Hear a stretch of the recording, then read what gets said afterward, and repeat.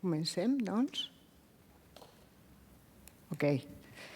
Doncs em plau de presentar la taula rodona. Well, it's a pleasure to kick off with the round table on time banks. We'd like with you two sharing time to improve mental health and social cohesion.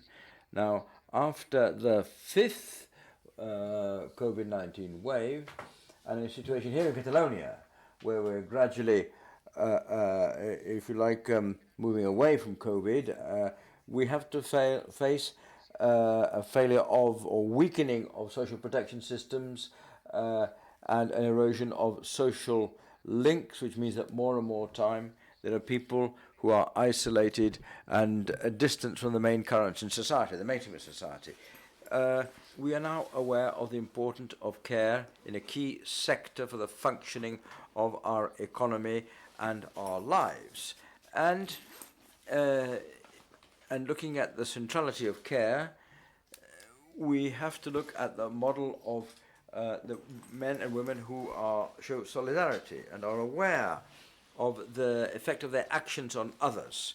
We are facing a crossroads where we now face the need to have societies which are cohesive, cooperative, and that is the basis which allows to generate resilience. So the wounds, the lesions, and the challenges demand that we all follow go down the same track of solidarity. Solidarity does show the values and practices of fraternity and brotherhood or sisterhood.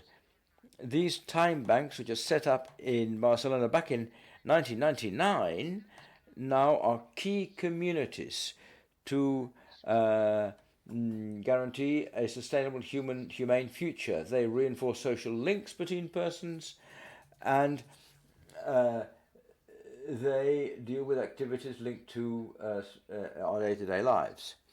Self-organized communities which share a whole range of activities and services using time as a value of exchange are a hopeful reality and hint at the possibility of getting closer to each other in positions of equality.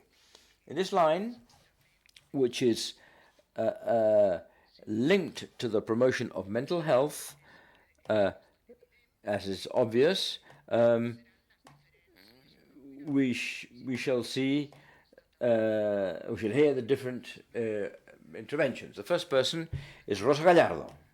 Rosa Gallardo is a director of services to the citizenship of the City Council of Viladecans in the Barcelona metropolitan area, and she'll talk about the Viladecans experience, I say, a city in the metropolitan area of Barcelona, where we have promoted, together with the Barcelona Provincial Council, a program of mental health during the pandemic, and at the same time linked to citizens and social movements. Rosa, dear Rosa, we are here to await you. Thanks, all of you. First of all, I wish to thank all of you because today it is great to be able to come and explain our situation. It's a real pleasure to be able to do that. And let's see. Green one to share. I'm not sure if the technicians have to put up my PowerPoint, my presentation. As we were saying, we are a municipality of the Baix Llobregat district. Viladecans has about 68,000 inhabitants. It's a city which is growing. The idea is that we are going to increase our population, and one of the ideas we're working on is everything which has to do with community work. We are on that track, and of course the situation of COVID has brought to bear how local administrations have to address their concerns of their citizens. Before the pandemic, we had made it clear that we wish to work for an inclusive community action in Viladecans, and the plan which we are developing together with the Barcelona Provincial Council. And it is important to bear in mind that, as I was saying, this plan has really made us take a long and hard look at what we wished to work upon. We have to attach value to it to deal with the knock-on effects of the pandemic. As Elvira has said, the pandemic has left us with very negative repercussions, especially mental health issues and emotional distress. There have been a loss of family and friends.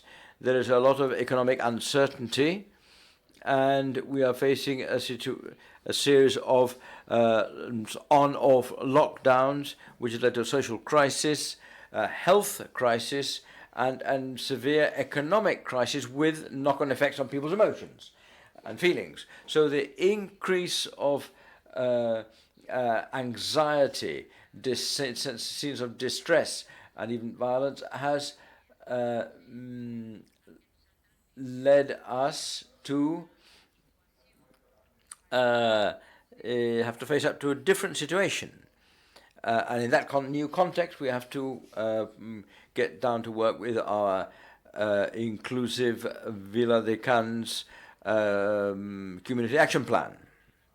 To face up to the challenges due to COVID, we have fostered this program, which we call PLAICI plus C, but we wanted to give it an extra added value, with especially the problems of living together. There are big issues when people live together. There are issues of, if you like,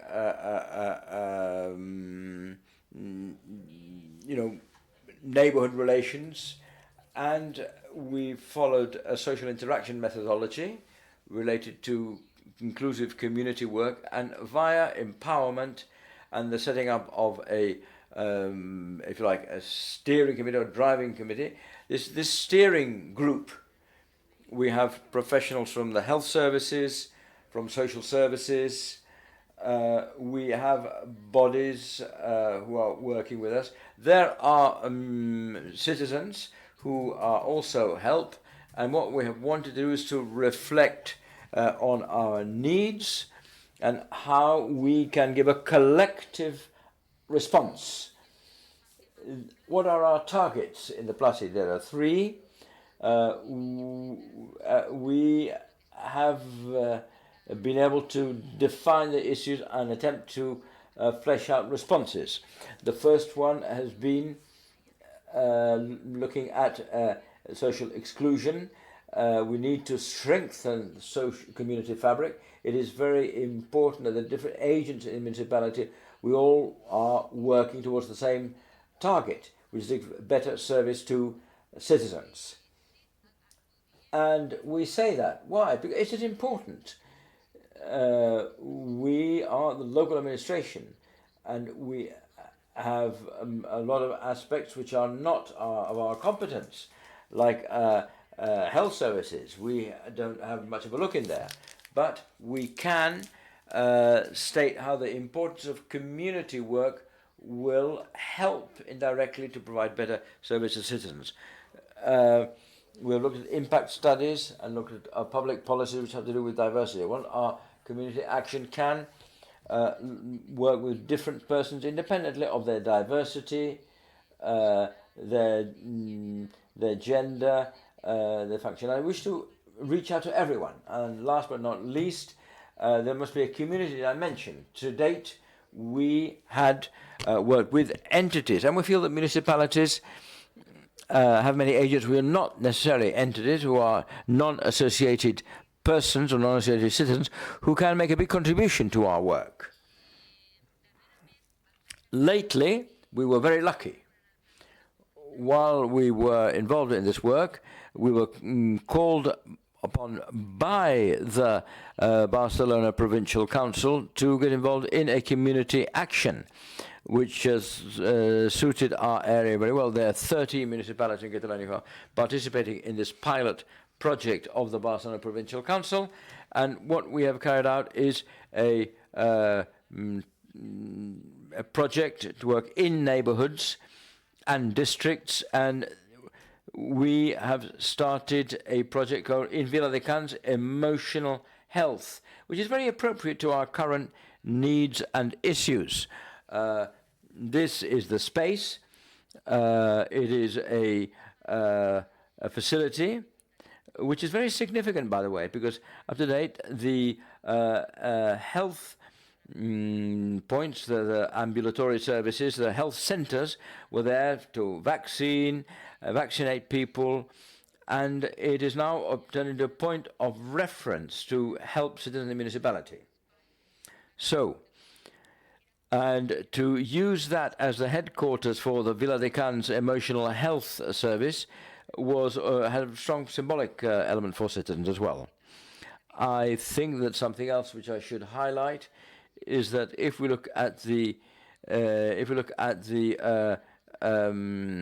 community action program, we are participating in a strategy covering the whole of the city with a view to 2030-2050 with urban agendas, with a Spanish urban agenda, which does push us in the right where we want to go. We have a steering group. In the steering group, we have decided what our key working guidelines are, what lines of working are. Healthy lifestyle, education, and also dealing with potential disasters, and all that is has to do with health and well-being, and the persons who are vulnerable. What do we want? What we want to do is to offer opportunities to improve emotional health of our citizens, in particular those who are in a situation of vulnerability or who are socially isolated. We want to empower them and encourage them to be protagonists of this neighborhood process, which is not easy. It's easier said than done. We wish to take them by the hand in this whole process, so the citizen be the protagonist and is encouraged to work for change. We want to have an ecosystem which generates opportunities, which will start from the needs of each citizen. Every citizen has different needs, and at the end of the day, we want to have a transformative impact, a transformative social impact, guaranteeing the right to equal opportunities and the right to live in the city in dignity. Well, what will we do? Putting the person at the center, looking at their potential. And what we want to do is to build collectively work based on networks to ensure that we have a dynamic community to find, we're working together, we'll find solutions. We are working with mental health, emotions, loneliness. We shall approve a program to combat loneliness, which has been accelerated due to a pandemic. This is like an annex to compare with what happened before the pandemic. And this had been very good to make a comparison. We also want to set up a community dynamic, and finally deal or have palliative measures for socioeconomic vulnerability. We had detected certain users of social services, but we have seen is the pandemic has increased people's needs. People who didn't used to go to the social services because they weren't normal users, and now they do need pressing help to face up to the situations.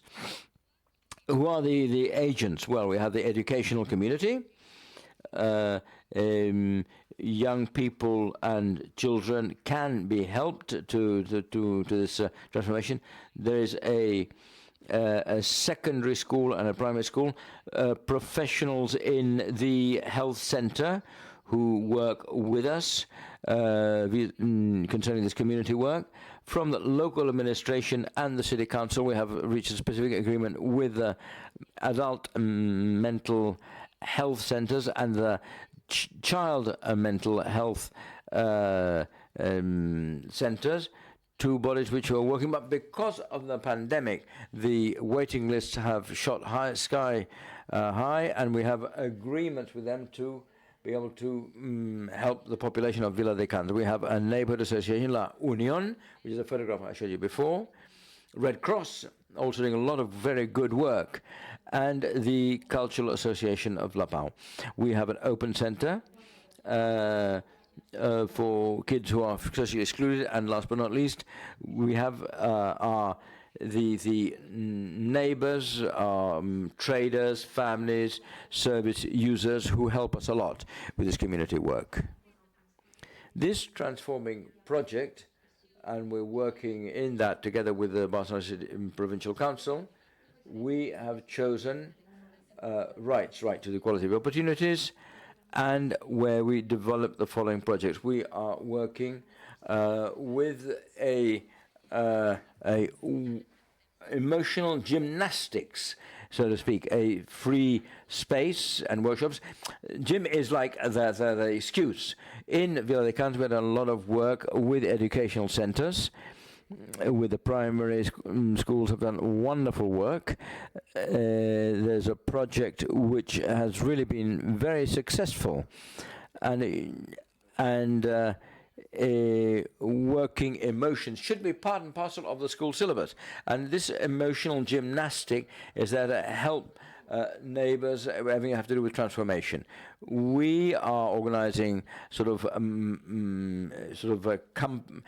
community breakfasts so that people can express their anxieties in a safe environment, in a secure environment.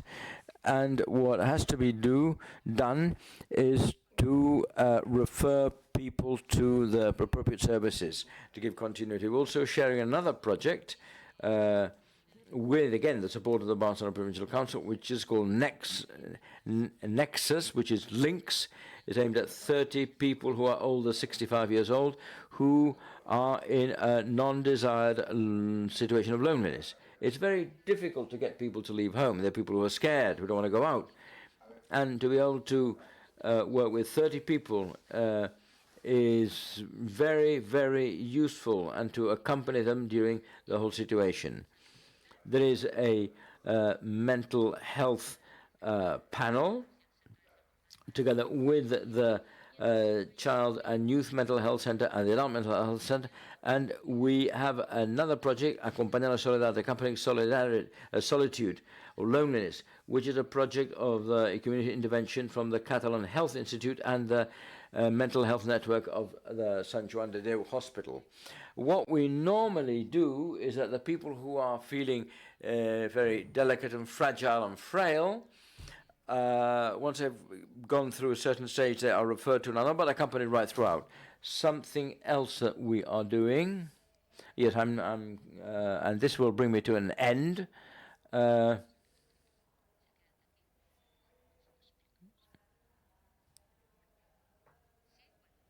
Well, the right to the city is a project we are working with, a project with the Barcelona Water Utility Service. There also we are fostering community and neighborhood meetings, and this morning we carried out a tribute to elder people, people who are in a vulnerable situation, and we invited everywhere from old people's homes and people who have home care services. We invited them to, if you like, a show called A Bunch of Roses. Another, last but not least, we have all these, if you like, public spaces, and I didn't have much time, but I've attempted to explain a very ambitious and wide-ranging project. What I've attempted to do is to highlight synergies of all the resources we're going to have in a city with a view to helping citizens. As a council, as a city council, we have a mediating role. but what we are doing is to lead a project and which without all the agents and helping hands would be impossible. We have been empowered as an administration, a local administration, to create a community network and show synergy to be able to attend all the matters of mental and emotional health. Thank you, Rosa, and thank you very much for this reality which you've set up with innovative approaches. And now from the chat, we are being asked to speak in Spanish, no problem there. So I shall now introduce Pilar Solano, who's Director of Aging and Care Service of Barcelona City Council. And Pilar, all yours. Thank you very much for your invitation.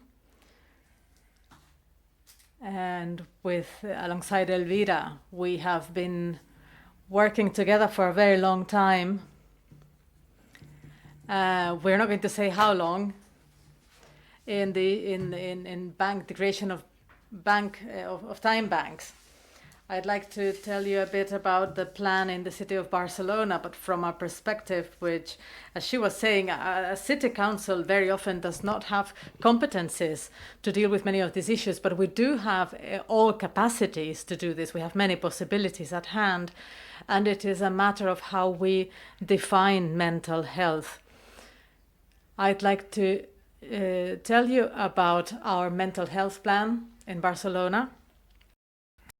And I would like to link this with the potentiality for time banks as a community, as a necessary community element in this network of social and mental well-being of our citizens.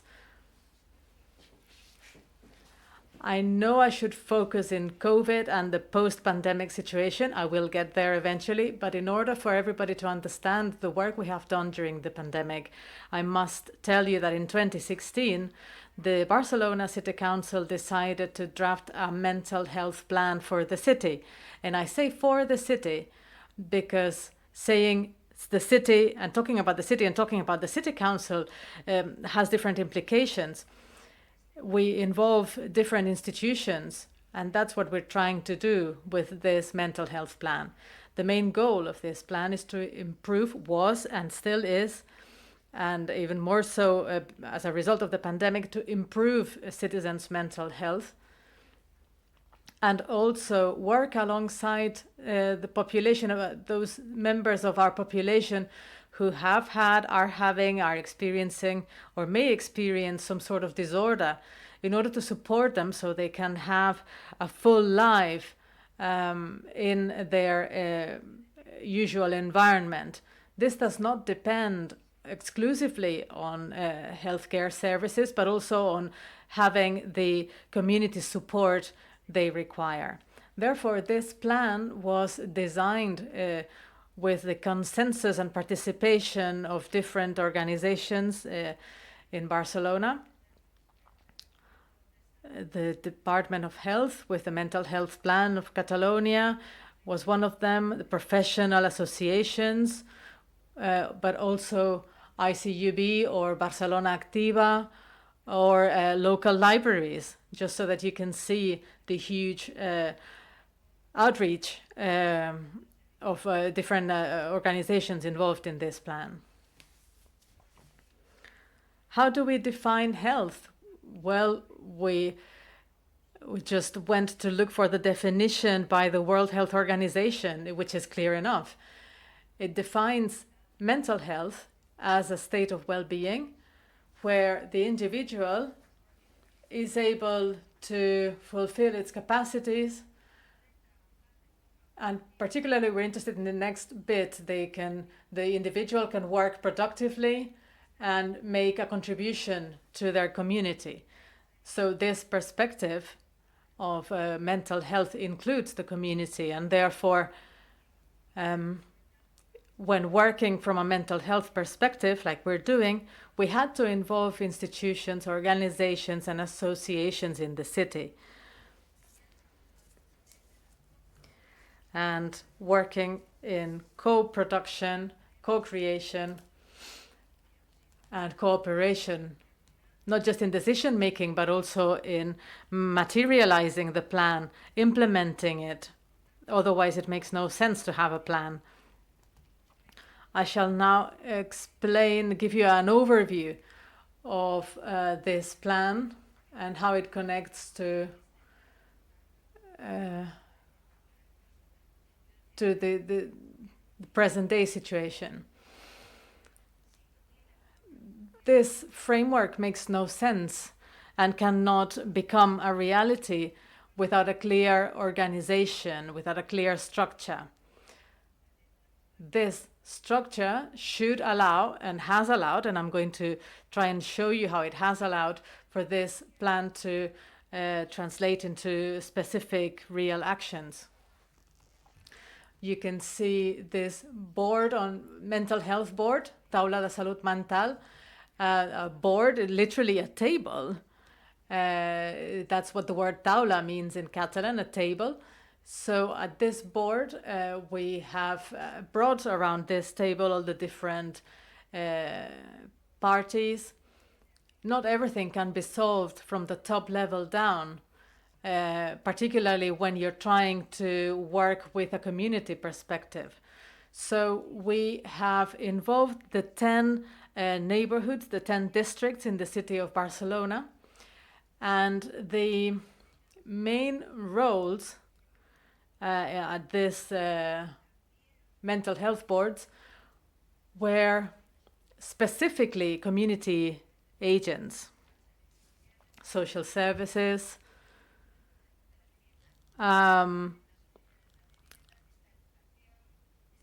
living, housing departments, and different associations in the neighborhood. It's not really a matter of involving an organization just because it has a fancy name or a reputation. If they are not working specifically on the ground, they are no use to us. So what was the reason what brought us together? Well, specifically, first of all, to get to know each other. I think Rosa gave us excellent examples on this. This is no minor issue.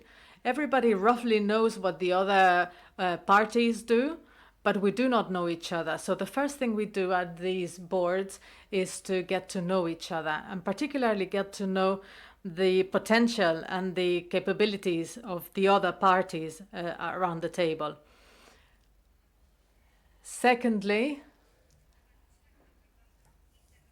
interconnection.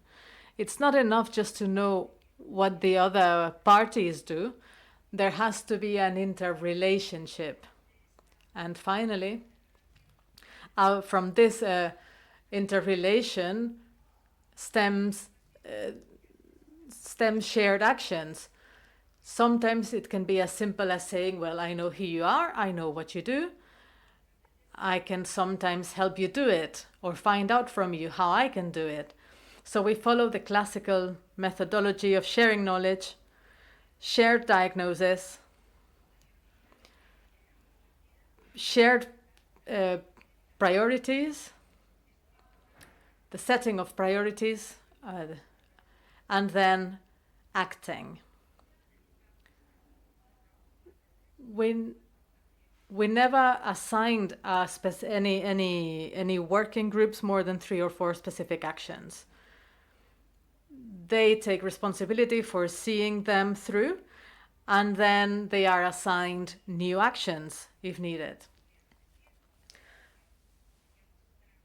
I'm not going to tell you again the extremely difficult situation we have experienced over the past year and a half, or the impact which it has had on mental health. I will give you some examples of how we were able to step to the line and contribute significantly. we were able to do so because of this plan we already had set up.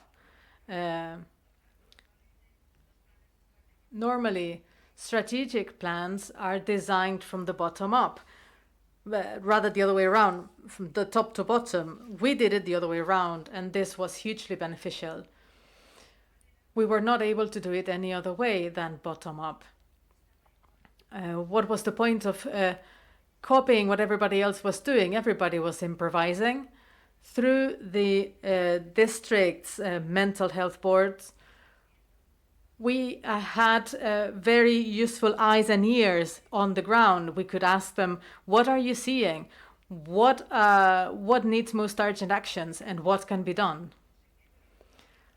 Very often we are aware of problems, but there is nothing we can do about it. So through the questionnaires we sent through between April and May, we were able to start preparing this quick action plan, which was very successful. We managed to get 1.5 million euros to support this quick action plan. I've included a few examples in my presentation, such as, well, emotional work. Everybody was improvising, as I said. So what we did was to organize through a website what everybody was doing. We managed to agree on certain criteria of what we could do and what we could not do, what we could reach and what we could not reach. We set up groups to provide support for people who were grieving, and also support hotlines. Rosa mentioned a phone linked to the Professional School of Psychologists. There was also a telephone line for self-employed people, for example, who had to close down their business, their bars and restaurants as a result of the lockdown. And also a hotline for the prevention of suicide. We became very aware that this was a very pressing need. We started in May and we finished the following May. We had a shared assessment, and this year, in 2021, we had a shared assessment with all the parties involved in April. And in May, we approved the second quick action plan with 10 lines of work. I shall just refer to 2 or 3 as I'm running out of time. Number 1, most of the things we did, except those who were an emergency reaction, such as the hotlines I told you about, are here to stay. Because what we did was to develop things which were already in the pipeline. Secondly, those who were particularly affected, such as young people,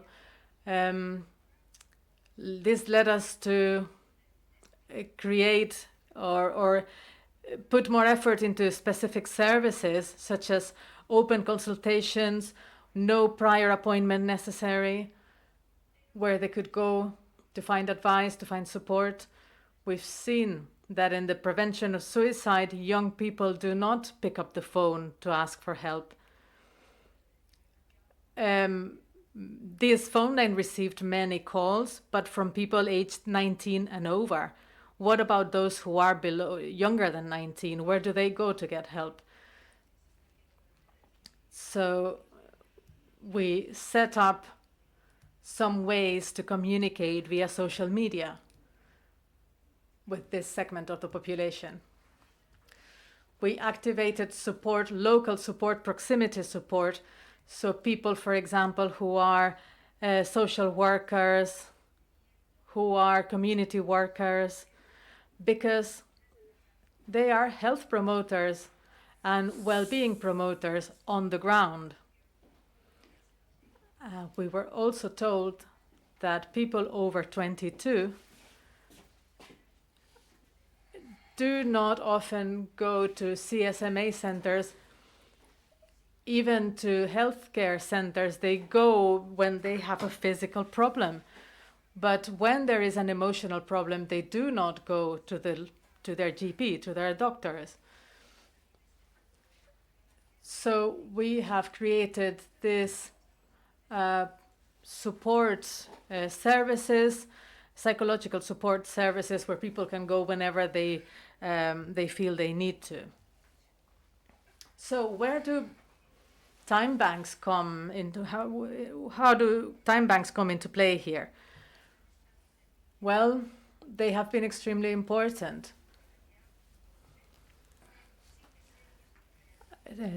Time banks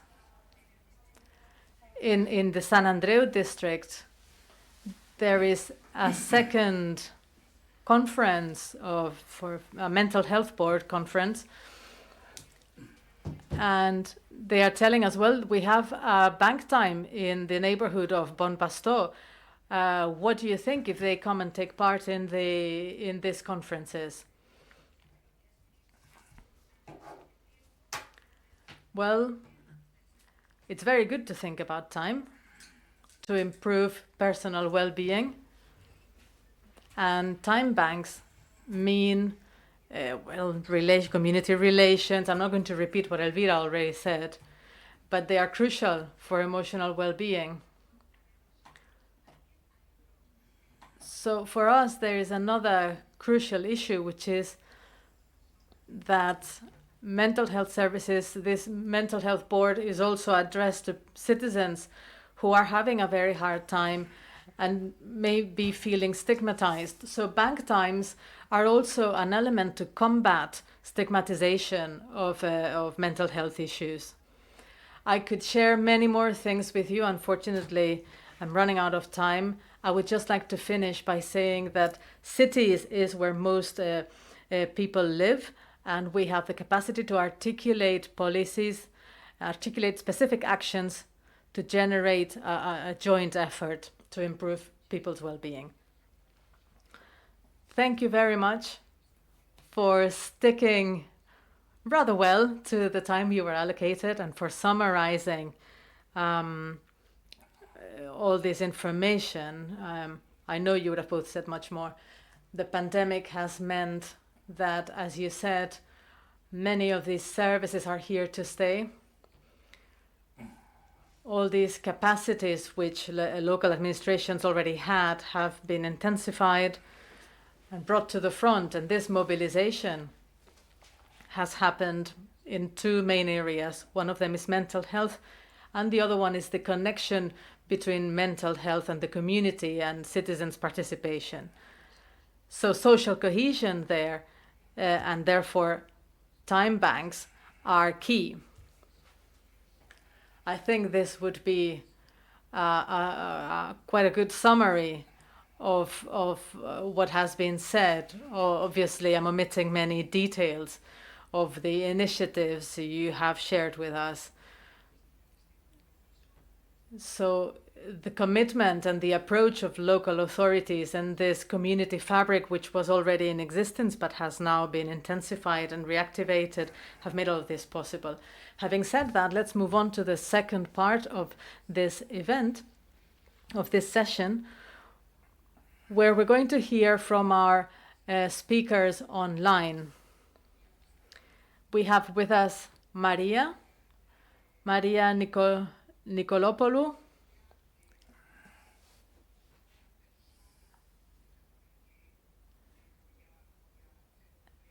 Let me introduce her briefly.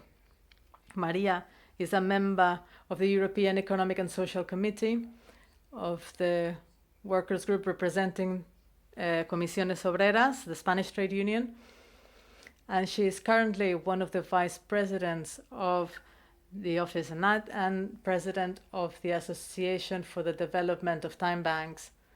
She also participates in the SANS and the Badalona time banks. And Maria is going to tell us about time banks, and she is also going to give us a brief presentation on the Capability 7 TV European project. Welcome, Maria. Thank you very much. I'm happy to be able to join you. I loved Elvira's presentation, and I'd like to focus specifically on time banks. I'm here to share this concept of time banks with you from the grassroots. I'm not sure I want to focus on the objectives. I'd like to start from the basics because I'm not sure people are familiar with the concept of time banks. These are networks of individuals where they exchange services where time is the measure. We're talking about the amounts. If we're talking about the amounts, there must be about 4,000 people are involved, not in the same degree of participation or involvement. And to give you an idea, as an organization, most of those projects are self-managed. They work in neighborhoods, in cities, and they are run by activists, by volunteers who have varied profiles professionally, and they may or may not have support from the administration, depending on where they are. There is a smaller amount of time banks that are promoted and supported by the administration, where one person is in charge of managing the time bank and is hired by the administration. So the vast majority of time banks are located in neighborhoods, in cities. They are very highly involved with their communities. We have also seen time banks in private companies, in universities. We have an example of the Public Health Agency of Barcelona, which opened a time bank recently. School time banks are also popular. There is a huge diversity of projects, as you can see, and it is wonderful that it is so, because each time bank, although they share a common view and a common philosophy, it is good that they are autonomous and they can work independently to respond to the specific needs of their community. In Spain, we work particularly on the social element. We use these exchanges of services to bring people together, to create these networks of solidarity, of mutual help, which can be very beneficial and very supportive of mental health. And we work long term. It's not a matter of signing up for a time bank and getting help immediately. It is something which is developed long term. Including people from different origins is very important. And as for the financial side of things, time is the currency. We do not intend to reproduce, or we do not intend to combat the sort of real economy, but we do want to offer an alternative. Many people are simply not able to spend part of their income in paying for some services, and using a time bank is a way of having access to those services. It is also a way of giving a value, a tangible value to the work done very often by women who do unpaid work as carers or providers of domestic services. Doing it through a time bank gives them recognition and something in return. Politically, it allows citizens to get involved in their local communities. There are spaces created that favor this interaction, this mutual support, and many other projects can come out of that. Apart from having a rebellious element to it, there are other ways of interacting with our neighbors. And carry out transactions and request services per hour. So, in essence, the fundamental values of time banks are equality. We're talking about individuals. We are equal in every possible way. We all know things. We all need things. We can all bring something to the community.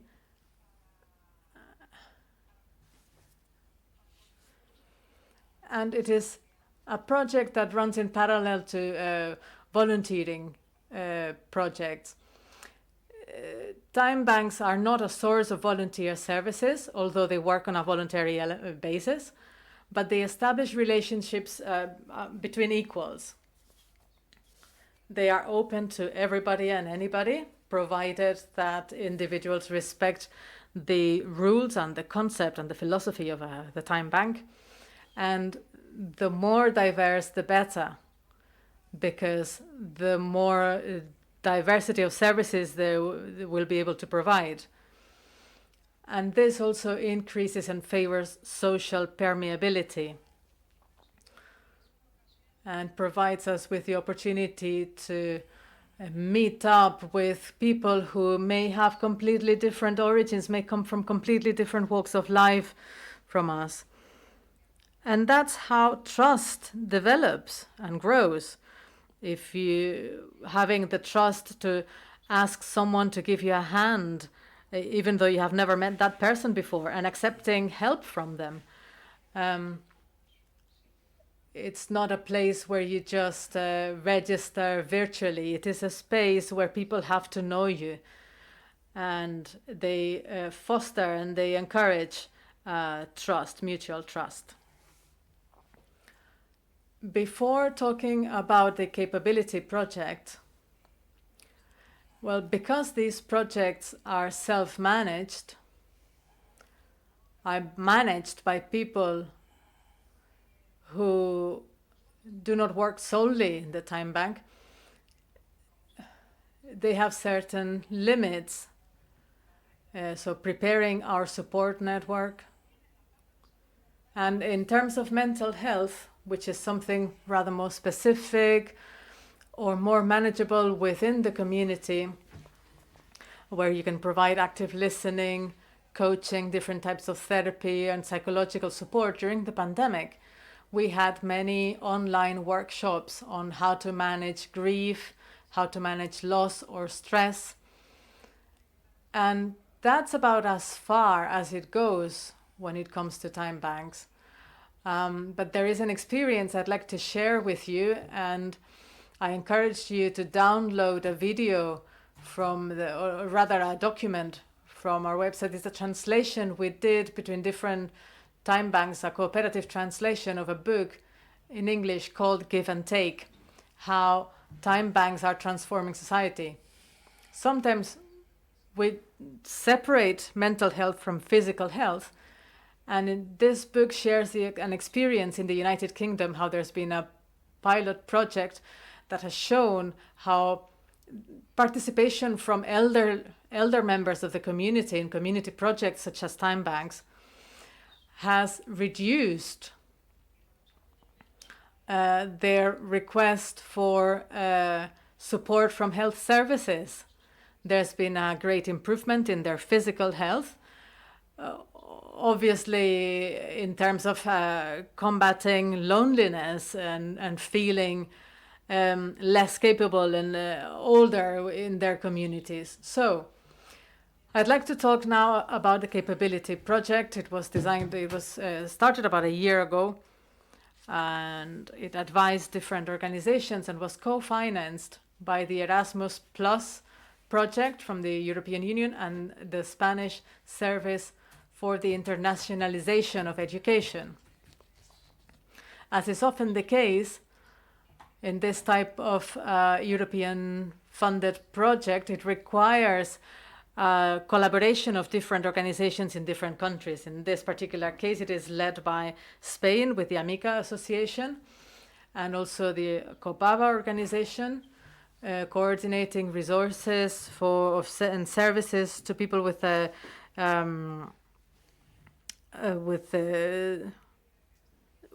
with the diversity, and the idea is to design a training program to promote inclusion and participation of people with a disability through time banks. The program will be addressed to to people with disabilities, and the idea is to explain how time banks work in an accessible way, how support networks can be established, how social inclusion can be encouraged and promoted, and it will also give the opportunity of acquiring new skills through the time bank. This training side to it will include more technical content, how to create a time bank of this sort, etc. So it is going to focus on people with an intellectual disability, but also on its support network, relatives and professionals and volunteers working alongside them. And access to this type of service will help them improve their well-being. Ya tienes que terminar porque va. Ya he terminado. Ya acabo. Vale, te paso la palabra. Muchísimas gracias. Thank you very much. Thanks ever so much, Maria. Maria Nikolopoulou. And now let's go to the last speaker, Mr. Humberto Salazar. Humberto Salazar is a vice president of the Iberoamerican Association for Time Banks. And he will give an explanation of the key situations of time banks in Latin America. Humberto. I'm sorry, but let's see if in 10 minutes you can, if you like, give us your views. You have 10 minutes. Thanks ever so much for the presentation. We wish to share a PowerPoint. Let's see if I can share it with you.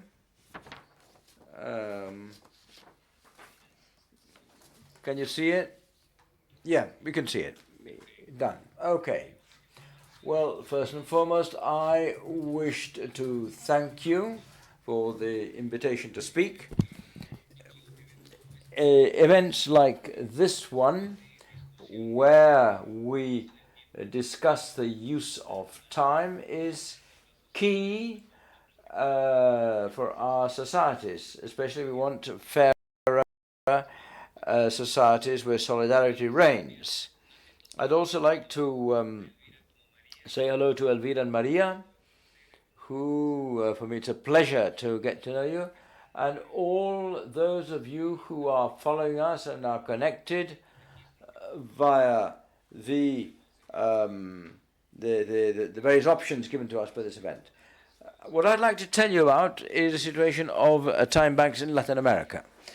I'll start off by saying that a first reflection should be done in relation to how these banks are set up and the different modalities they have, because I think that the possibility of fostering them, of fleshing out time banks, do require us to look at the different strategic models.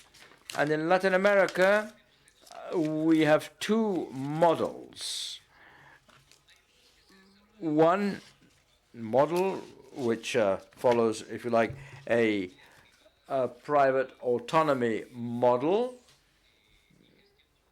and sort of management as on a voluntary basis. It's a series of time banks, TBs, which follow certain associative trends which emerge when a community self-organizes. There is self-funding from members. There is no public support. There are groups of people who share an interest with a view to generating exchange via time banks. And they do that for that purpose, to be able to exchange ideas, to share with others. There's another model which are those TBs or time banks which have private autonomy but are professionally managed. They are fostered by organizations, and there in Latin America and also at a global level, there are many time banks fostered by civil associations and organizations or non-profit organizations, not-for-profit organization, where the organization supervision allows for a model where the TBs are activated via professionals who form part, and they are professionals who have resources which come from the organization, but they allow the development of the TBs, time banks. And that is very important in terms of how these models function. The models which start off with the support of public bodies, or those which combine, if you like, public, if you like, fostering together with the private one, are not that frequent. And we, as in the Latin American Association, at least that's our conclusion, if you like. And there are municipal associations, there are some municipalities who are involved. Those which are interested in TBs, but they're not quite sure how time banks function, and they're not aware of the methodology. And they may show a lot of enthusiasm, but that isn't followed by brass tacks help. There's a case in Mexico, but it's just one case, an isolated case. It's not, it can't be generalized. And to go into detail of where there are interesting initiatives in Latin America, in terms of possible models or lessons learned, the interesting one is the one in Florianopolis. Florianopolis is in Brazil. It was set up in 2015, and pursuant to the report which we drew up, they have 24,000 participants. Obviously, the pandemic had a massive impact on all TBs at a global level because of the way they function. The virtual system is not always suitable for time banks working. So there's been an impact on participation, but I would say that this is a case study, the Florianopolis Brazil instance, which is pretty robust, it is strong, and they do support the setting up of initiatives throughout the country. And there are 43 time banks, all independent and adjusted to the needs of their communities. That, I think, is interesting. Something else, which according to my criteria is interesting concerning the Florianopolis model, they are attempting to, if you like, theorize academically, and that's very valuable. I have taken part in seminars on economic transformation run by the leaders of time banks. It's been very interesting, very instructive, looking at praxis and also establishing some kind of theoretical conceptual model, looking at this trend to work at transforming economies, or the economy of mutual favors, as they have also been denominated. Another time bank which I think is interesting in this perspective is the one in Chile. In Chile, this was, if you like, fostered by a NGO called Civica in an outlying district of Santiago de Chile, and they are revolutionary but evolutionary, right? They attach importance to the block capital E. And they are looking at an economic model by which the family budget be based to the tune of 70% on time exchanges, and 70% of monetarized economy. So this is an interesting model, and it's a pilot project. So how can the average family function? How can the family budget function with this percentage of this percentage share out? But that's quite interesting. And in Latin America, what is interesting is what we do is the Ecuador Bank.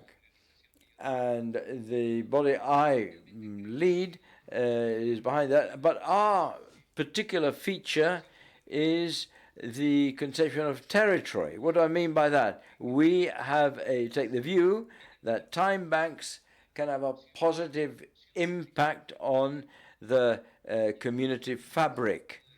And this is important at moments when social fragmentation is extant, and where people in the territory tend to forget about civic issues which are of interest to their whole community. Our network of agencies is attempt to connect residents of different communities. And this model of territorial agencies strengthens the activation of neighborhood relationships. That's important. In our network, we are trying to broaden it to a time bank throughout the continent. We're discussing with Bolivia and Peru to have a regional time bank network. That I think is also a promising initiative. I do think it is important to mention the case of Argentina, the Rosario Time Bank. They are carrying a pilot project to, if you like, share the time bank with alternative currency. The same in Quito, in Ecuador, where we used to have social currency together with the time bank. Muyu and Kurupi are the names of these social currencies. So this combination of different models in terms of implementation are interesting ventures in Latin America. In Latin America, it is also important to mention the one of Contigo Colombia, the Contigo Colombia Corporation. They have a time bank of community tourism, which they're developing a project with resources which they managed to obtain, and they're looking for a community time bank. And in Mexico, the Cualcan Time Bank, which is this initiative I was telling you about, which I do think is interesting for you. It stems from a workshop organized by a municipality in the city of Mexico. They get themselves organized and they start proposing things. And in terms of what could be a trajectory, and I know that time is of the essence, and to wind up this panoramic view I'm giving you, and looking at the emerging scene in Latin America, there is, we find that there is an awareness, a growing awareness in our communities of the need to impulse social relations based on non-predatory economic relationships. We understand we do need to get to work together, and there's something else, an element which is very important, namely that we begin to break down certain myths and concerning generating wealth by accumulating capital, because we tend to put on the same level the idea that only money can generate wealth.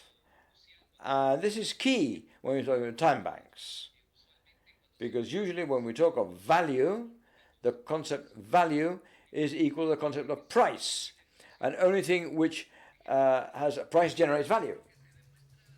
But in the day-to-day running of TB, we begin to see that the concept of value based only on monetary exchange is, if you like, a very narrow definition, because there are huge possibilities.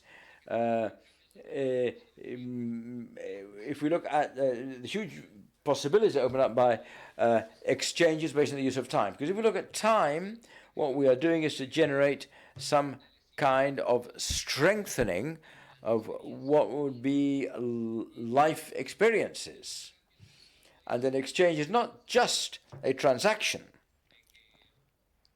in the sense that I offer a service in exchange for another service, using time as a sort of exchange token. It does open up interesting experiences. This kind of activity, hey, I like that. I'd like to repeat that.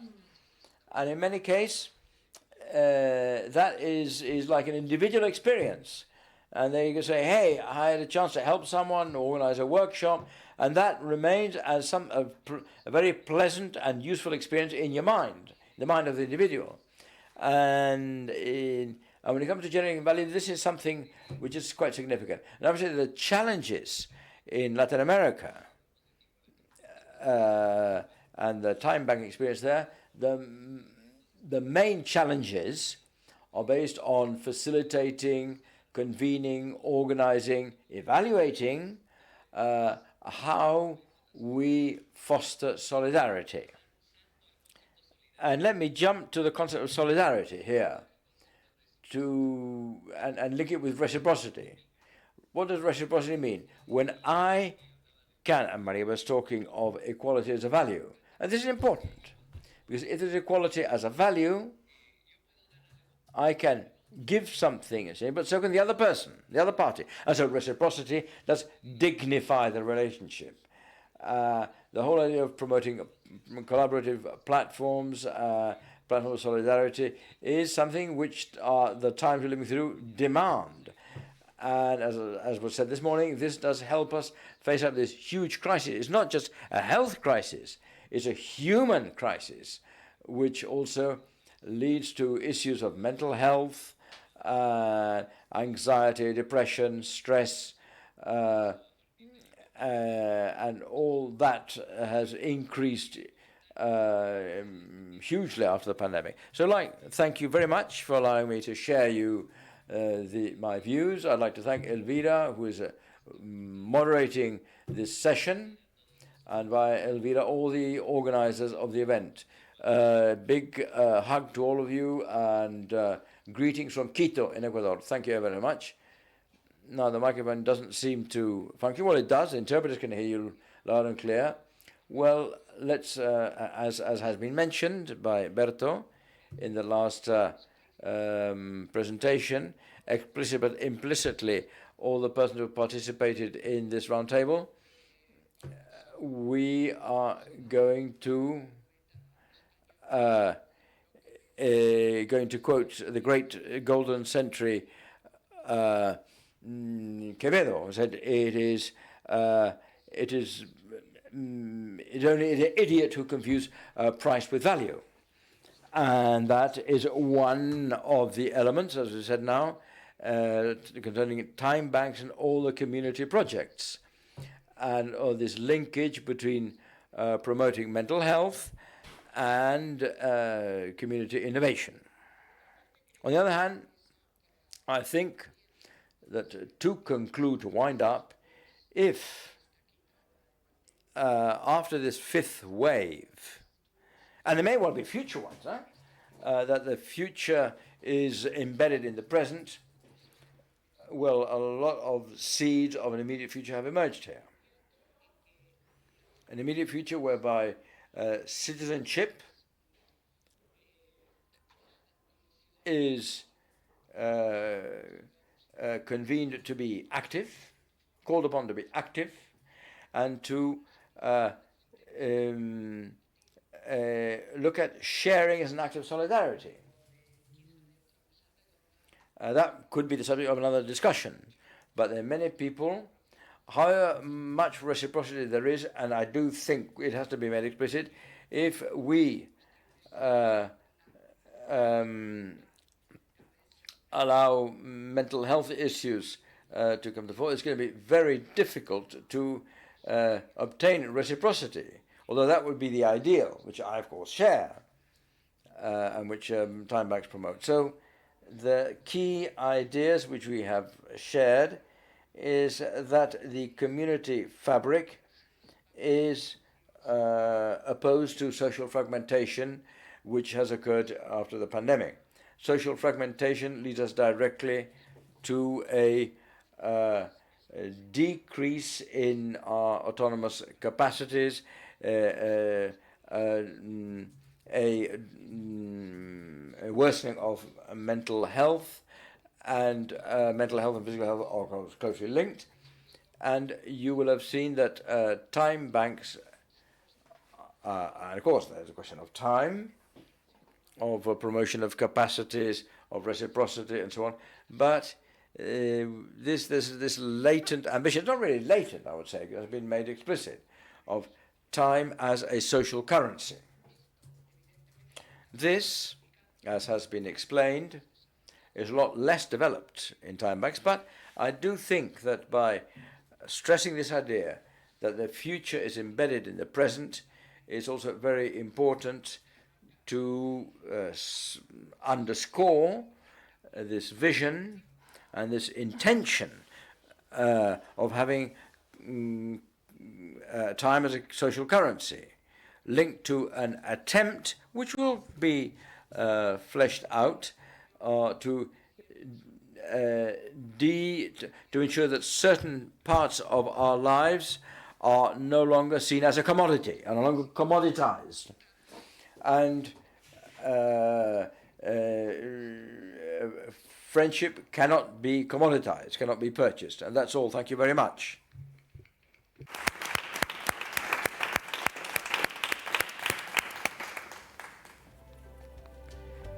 Bueno.